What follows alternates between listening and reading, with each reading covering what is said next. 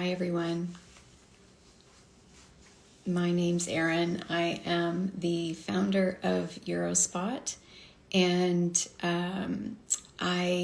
it's Menopause Month, and I've had the privilege of doing quite a few speaking engagements this month and talking about perimenopause and menopause, and really focusing on more of the taboo side of this. Like, hormones get so much of the spotlight, and hot flashes get the spotlight, but the part that doesn't always get the spotlight is what I'm calling from leaks to libido, which is a real part of perimenopause and has its own name and its own class of symptoms. And so this is a topic that I gave a presentation on at the National Menopause Show, which was an incredible event. I encourage people to think about going there next year if it's possible for you. And at that event, it was like 5,000 women, and they were just all sponges, just looking to soak up this information, looking to learn more. And I came back and thought, you know what, I need to do something where I share some of this with all the people who couldn't be there, because women we need to know about this stage of life. So, so the part I'm going to talk about is part of the things that make us feel sometimes a little embarrassed and disconnected from, maybe our partners, and also can make us feel a little bit broken. But the good news is that these are things that, hi everybody, I'm saying hi to people who are saying hi. These are the things that are actually normal. Common. I mean to say common. We will tell ourselves this is a normal part of menopause, this is a normal part of being a woman, but they are in fact common. They're common symptoms, and they aren't actually normal. You don't deserve to live like this, and they deserve to be treated. So let's talk a bit about what these are. And I also just want to point out that it's a long time working in healthcare, and everything that I'm saying is evidence-based. We run an evidence-based care model at UROSPOT and have an incredible team of the world experts in pelvic health physiotherapy and OBGYNs who help with our care model. So I just want to preface what I'm about to say with that. My personal story was about 9 years ago. I was a woman struggling with these symptoms that women experience in perimenopause. And I felt really alone. I was embarrassed by what was happening. I felt like, my experiences as a woman had conditioned me to believe that what I was experiencing was normal. But I just felt like it can't be. This can't be how I'm expected to live the rest of my life at such a young age. And as I started looking for solutions, I was really also disappointed and frustrated. I didn't want surgery that I knew from my medical background had a really high failure rate. Once every fails within about 5 years. I didn't want to take medication that I knew had a terrible side effect profile. I couldn't remember to do exercises at every stoplight. I had a busy life, and that just wasn't fitting into my lifestyle. And I didn't want hands and instruments inside my body. So let's talk about, I obviously created a solution for that with a medical team behind me, but let's talk about what those symptoms are that I'm referring to. So it's an umbrella of symptoms. The name for them is called the Genitourinary Syndrome of Menopause. And I know that's a mouthful, so GSM, the Genitourinary Syndrome of Menopause. And think of it like an umbrella term, and underneath that umbrella are a bunch of symptoms that women will experience. And they include, bladder leaks, right? You laugh, cough, sneeze, exercise. You get that downward pressure. So your diaphragm pushes down when you laugh or cough or sneeze or jump. And your pelvic floor muscles, which are at the base of your core, should be able to resist that downward pressure. But when our pelvic floor is not as fit and strong as it used to be, it can buckle under that pressure and we leak urine. So that's a big one. Then there's urgency, that overpowering urgency that comes out of nowhere. I always joke that every time you see an abandoned grocery cart in a grocery store, that was probably a woman who struggles with urgency, and she had that overpowering moment and had to run and find a washroom. Frequency, so going to the washroom every 30 minutes, every hour and a half. Common, not normal. Waking up at night to go pee, also common, not normal. And then there's these other symptoms that fall under that umbrella, like vaginal dryness. That can be really irritating and painful. Pain with intercourse, it's called dyspareunia. That's another one that's under this umbrella of symptoms, as is a reduced libido. So just no thanks. Don't feel like it anymore. just not feeling turned on anymore, have zero interest in sex. That's a reduced libido. And a lot of women think that's just normal. It's actually not. You're not supposed to feel like that. And then recurrent UTIs, that's another one that is under this umbrella. So if you're having recurrent UTIs, that is part of the genitourinary syndrome of menopause. And finally, pelvic organ prolapse. This is one that most women, at the menopause show, I asked for a show of hands. How many women here know that term? And I was talking to hundreds of women, and maybe 10 put up their hand.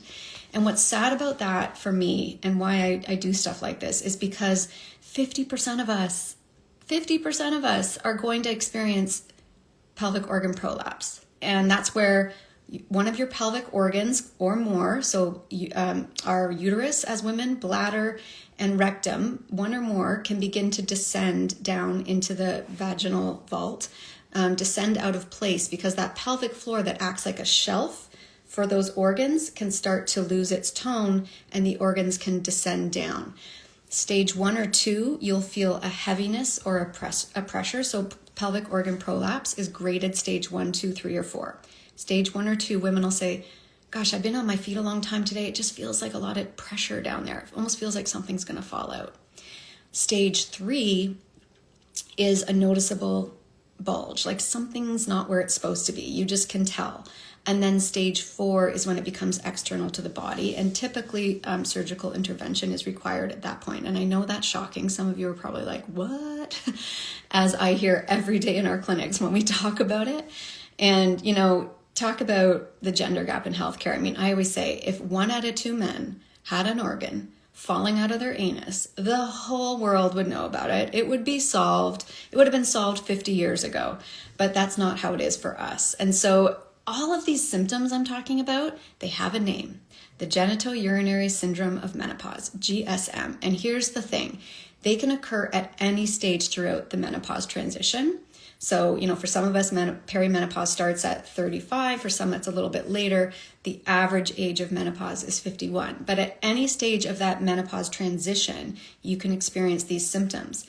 But here's what we need to know. Once we're through that menopause transition, looking back, 84% of women report having experienced the genitourinary syndrome of menopause. And there's so much we can do to help with those symptoms, to make them go away, and so that you don't have to live with that and live with what becomes even worse after that, possibly, right? So common, not normal. That's the big message that I need you to know about those symptoms. So let's talk about why you're having them, if you're having them. And there's 3 big things I want to hit on there. One is the hormonal shift, right? So during perimenopause, our estrogen is all over the place. And eventually we lose that estrogen through the menopause transition. And as we're losing estrogen, we have estrogen receptors through our whole body, like everywhere in our genitourinary tract. And as we're losing that estrogen, it starts to impact the tone of our muscles. So we hear all the time, right, about women, you need to lift heavy, you need to be working out, you need to lift weights. But there's a lot of muscles we're not always thinking about. And that's our pelvic floor muscles that are also impacted by that loss of estrogen and can lose tone. And then with that hormonal shift, the tissues also start to change. So if you think about our face, right, and what we're doing to try and keep our face with hyaluronic acid moisturizers and things like that to keep the tone and the health of the tissues in our face. Same thing with your vaginal tissues, the vulva and the vagina. They also can lose, the tissues can change. They cannot be as plump as they used to be, and that can show up as that dryness and that painful intercourse that we were talking about earlier. And then the third thing that can cause you to experience the genitourinary syndrome of menopause is actually our nervous system. So for women, when we're feeling stressed out, we carry our stress in 2 areas, our shoulders and our pelvic floor. And so in your pelvic floor, if you're going through a lot, which, oh my God, at this time of our lives, like, are you kidding me? We've still got kids at home, typically teenagers or young adults, which are, big kids, big problems. So that's a lot of stress. We're in the prime of our careers, typically during this stage. So we've got a lot of demands. And then a lot of us are dealing with aging parents, right? So there's so much going on that can cause our nervous system to be more upregulated. And that causes our pelvic floor sometimes to be carrying more high tone, which means it's really like leaning into a protective state, like it wants to take care of you. It's on guard, like fight or flight. It's looking out for you. And when your pelvic floor is more your nervous system is upregulated and your pelvic floor is in that state of higher tone, guess what? Your symptoms can be worse. So at UROSPOT, as an example, during Christmas, for those of you who celebrate Christmas, like who does that fall on? Hello, right? It's us. I always joke with my family, like, I'm just over here making everything magical and shit. You guys go enjoy Christmas.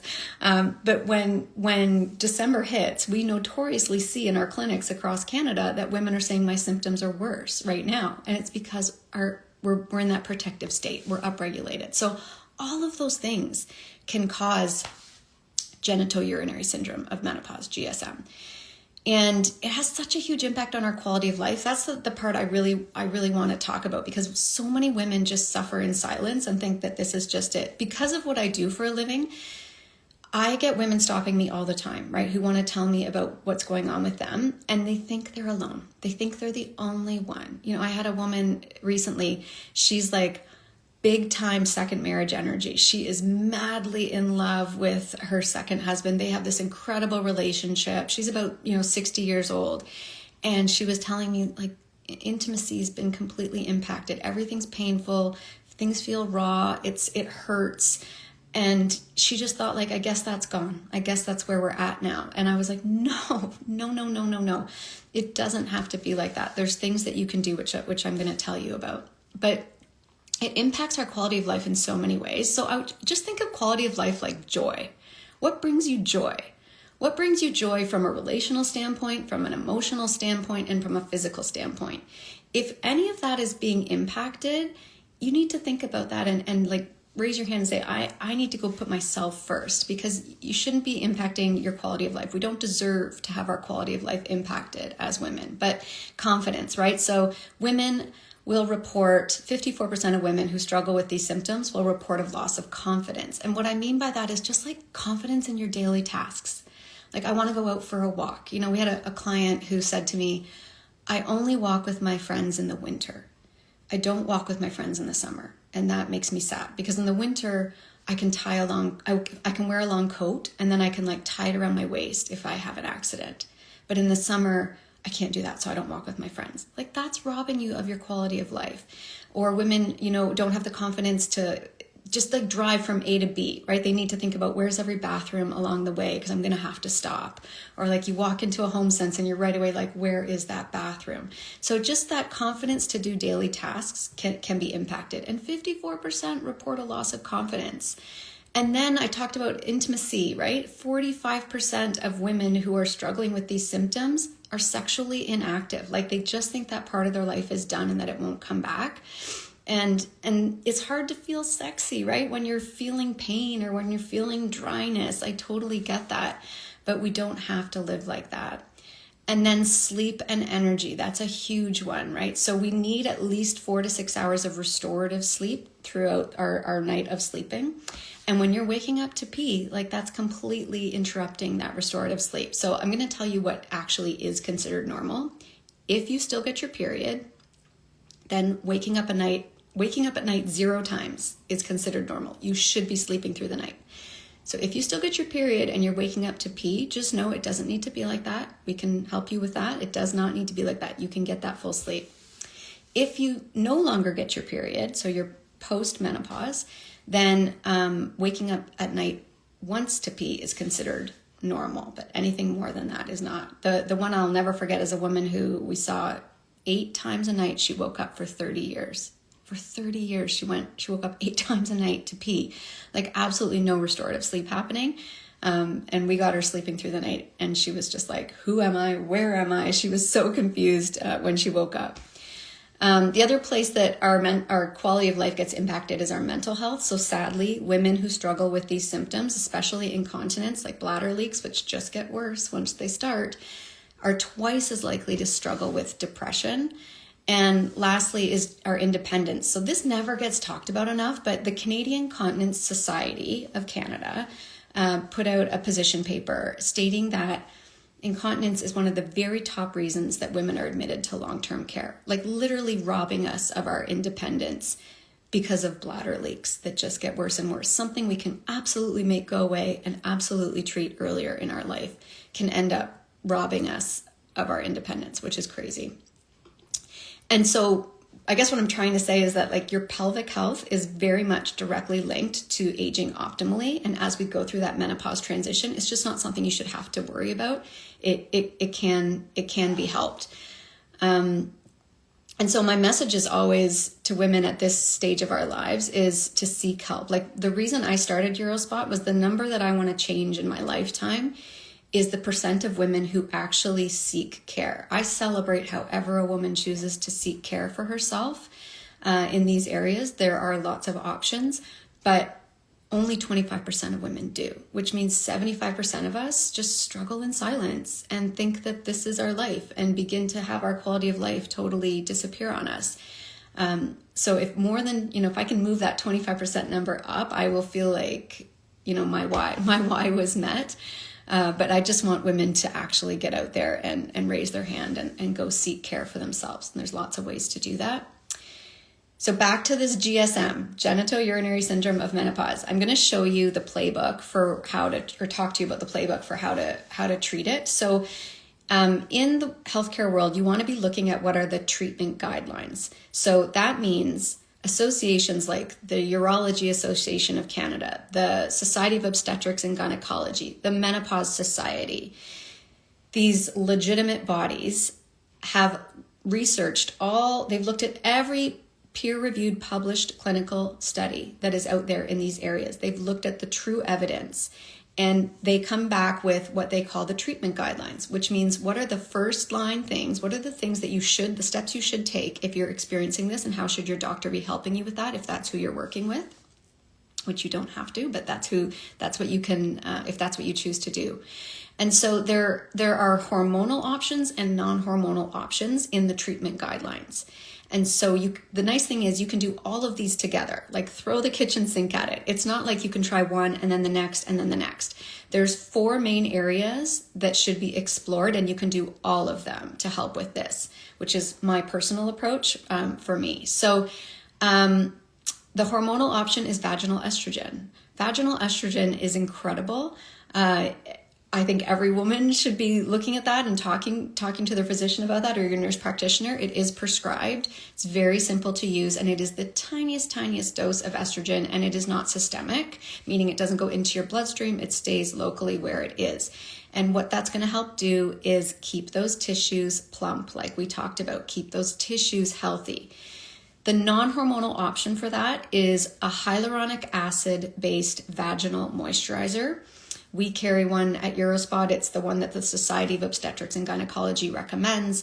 And this is just like any hyaluronic acid moisturizer you would use on your face, but you're using it downtown.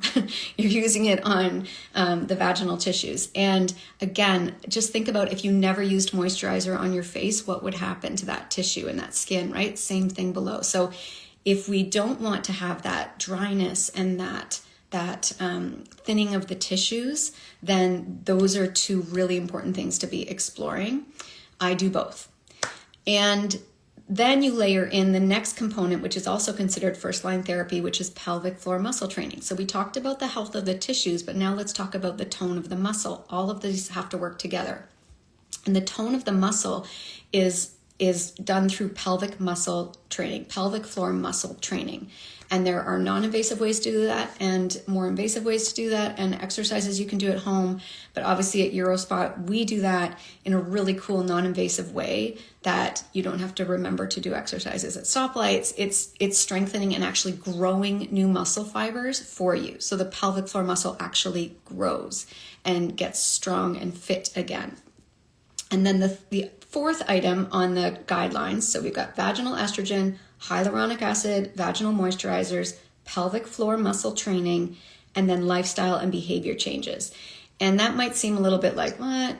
But it's so important. It's so important. And every body is totally different. but there might be two women on here right now. You're both experiencing the same symptoms, but you're experiencing them for different reasons.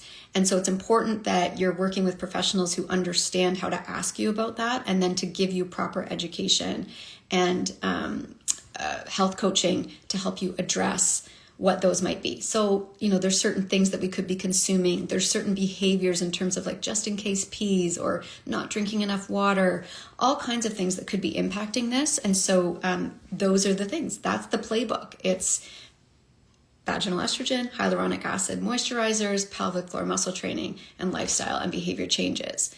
At UROSPOT, which we have like clinics across Canada, 23 clinics across Canada, all owned by women in their communities. So part of my mission in life was to help change women's health and improve their pelvic health, but also to create opportunities for women to become entrepreneurs. I wanted that to be our platform. And so every clinic is owned by a woman who really cares about women's health and wants to help all the women in her community. But for GSM, if you were to come in and see us and come to one of our like complimentary consults, we would talk about how we can help you. And that would be what we would say. We're going to start with that hyaluronic acid based moisturizer, pelvic floor muscle training, which we're going to do in a really cool way, where we use technology that's going to grow that muscle for you. And it's going to reboot the connection between your brain, your bladder, and your pelvic floor. And at the same time, we're also going to then layer in tons of education, world-class education and health coaching to help empower you so that you understand what's going on in your body, how you can be in control of it, and put you back in control of your body so that you can trust it again. And that would be what we would do, which is also partially covered by benefits and, of course, delivered by pelvic health experts. So I've been rambling, but that's what I wanted to share with all of you. If you are choosing to really learn more about GSM for yourself and you want to seek care, I would give you just a few cautionary like red flags to look out for however you choose to seek care. If you go anywhere, your physician or any place where you feel like you're being dismissed, that is a huge red flag. If you're being told, what did you expect? You had children. What did you expect? You're in perimenopause. What did you expect? You're 60 years old now. Whatever that is, if you're getting any sort of dismissive attitude, turn and run. Like there are lots of places who actually care and are going to listen to you and are going to follow the treatment guidelines and help you live without these symptoms instead of with them. The other red flag I would caution on is just where you seek care. So if you're choosing to seek care, I recommend you really consider going somewhere where there are true pelvic health experts, licensed, registered, trained pelvic health experts. A place that can do your Botox and facials is likely not a place that is staffed by true pelvic health experts. So just be cautious there because your pelvic floor is super nuanced. Your pelvic health is nuanced. And it's not something that is just like a one-size-fits-all solution. It needs to be individual care for what you're experiencing, because that'll be different than what your best friend might be experiencing, even though the symptoms might seem the same. And lastly, if you are going to incorporate technology in your care plan, we do that at UROSPOT, but just know that not all technology is built the same, or does the same thing. Sadly, this is something I police in Canada a lot because unfortunately, there's too many counterfeit devices. Excuse me. Counterfeit devices. I need more water.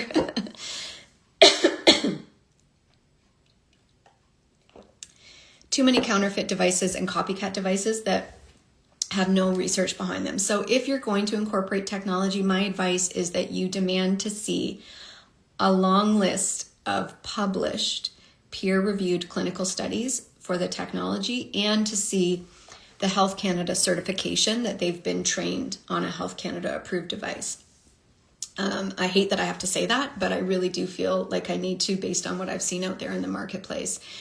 If you go to our website, you're going to see a tab called research and every single clinical trial is there.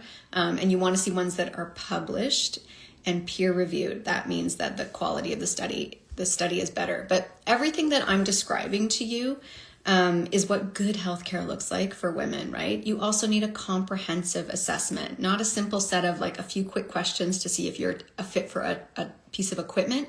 It should be a comprehensive 40 to 50 minute meeting talking about you, talking about your health. But you need a comprehensive consultation for you. Yes, Ancaster, we do have one in Ancaster too. Absolutely. I love our Ancaster clinic. It's great. And again, each of them are owned by women in their communities. So a comprehensive assessment should be 40 to 50 minutes talking about you, really going over your entire pelvic health, assessing how upregulated your nervous system is, looking at your lifestyle. This takes time. It takes time to do it right. So if that's not what's happening where you're going, I would again turn and run. But our consults are complimentary. Our treatment is partially covered by benefits. And, nothing about what we do feels like you're at a doctor's appointment. You are going to feel seen, heard, and understood. Like, it literally makes me tear up when I think about it, because it's what I wanted for myself and for all the women that I care about, is a place where care just feels like it's really directed at women. And I'm going to end this live just letting you all know one last time, any of these things that you're experiencing, you do not need to live with this. If a doctor says to you, what you're experiencing is very normal, say yes, but is it common or normal? Because common, yes, okay, I can experience this. Lots of women can experience this. That doesn't mean it's normal. Your body should never leak urine. You should never have to live with overpowering urgency, waking up at night to pee, pelvic organ prolapse, all of these things that we are conditioned to believe are just part of being a woman. No, we deserve to have them dealt with. And if you want to learn more, please follow us, go visit UROSPOT.com or come in for a complimentary consultation. There's absolutely no pressure in that appointment. We will always keep those complimentary because we simply want to empower women. The gender gap in healthcare is the size of the Grand Canyon. And I am so passionate about doing my part to close that up in any way, shape, or form that I can. So that's why we keep the consults complimentary. Anyway, I hope you've enjoyed this. If you have other topics you're interested in, please shoot us a DM and we'll do more of these and address these concerns. Because again, our goal is to empower women and educate them about their bodies. Thanks, everybody.